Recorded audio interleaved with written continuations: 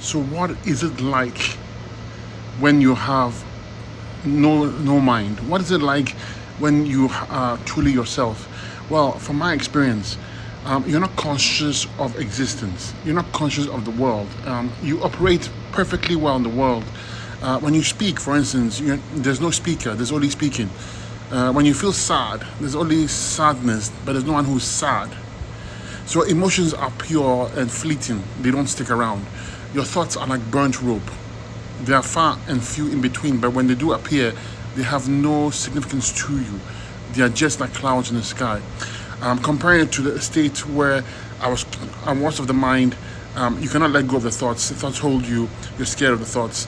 But when you understand what thoughts are, thoughts can't stick to you. They're no longer part of you. They don't control you. So it's like most of the time you're not aware of your true beingness, meaning that you're not present. You are present physically, or appear to be, but you're not there mentally. I hope that makes sense.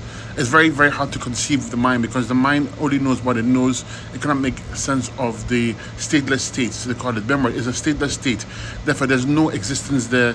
There's no consciousness there. You do not know of consciousness. That's the big distinction.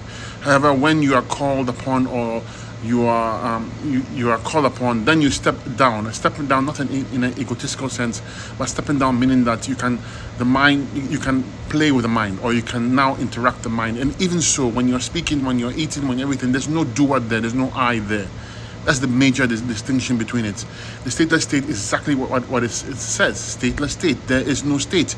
There's no person there. There's no ego there. There's no consciousness there. There's no existence there. Yet when you look at the person, they exist. They act like a normal person. Everything is normal. That's the major distinction between a person who is realized, person who is not realized. Everybody is realized. Just FYI, that's who you really are. I only make the distinction between realized and non-realized because you're trying to understand it. But somebody who's realized, which is you, it does not know of their consciousness or their beingness unless they're called upon, unless they step down. And when they do step down or be of the mind, it's automatic and it's natural. There's no thinker, there's no doer, there's no activity there. Although there's activity on the physical side, it appears to be, there's no activity on the spiritual or mental side. I hope that makes sense.